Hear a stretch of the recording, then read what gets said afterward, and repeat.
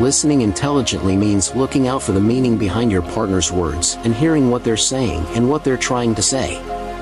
Asking open-ended questions like "What was that like for you?" is a great way to open the conversation further, as it will give your partner a chance to explain things in their own words rather than having words put in their mouth. Try first to understand and then be understood.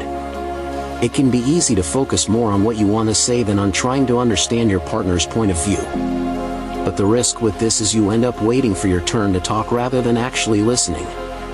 Before you start talking, commit to putting your views and agenda aside. Avoid judgment. Communication flourishes with trust but flounders when there's judgment or criticism. Listening without making judgmental statements or putting each other down is crucial to building and maintaining trust. Even if what your partner says doesn't make sense to you, butting in or picking holes is only likely to hurt them, not convince them.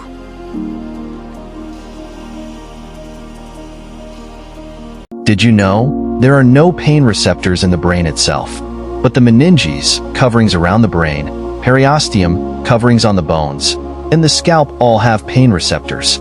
Surgery can be done on the brain, and technically the brain does not feel that pain. With that said, the brain is the tool we use to detect pain. You're on the beach, and you step on a sharp shell. Special pain receptors in your skin activate whenever there has been an injury or a potential injury, such as breaking the skin or causing a large indentation. An impulse is heading through the nerve into the spinal cord and eventually to your brain. This happens within fractions of a second. Your spinal cord is a complex array of nerves, transmitting all kinds of signals to and from the brain at any given time.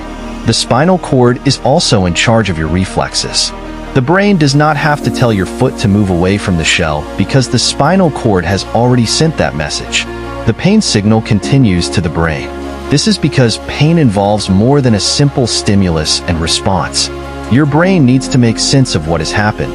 Pain gets cataloged in your brain's library, and emotions become associated with stepping on that shell. When the pain signal reaches the brain, it goes to the thalamus, directing it to a few different areas for interpretation.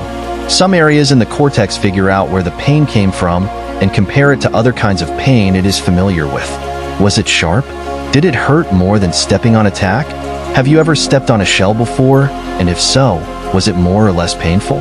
Signals are also sent from the thalamus to the limbic system, which is the brain's emotional center.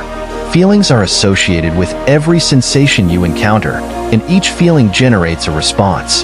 For example, your heart rate may increase, and you may break out into a sweat.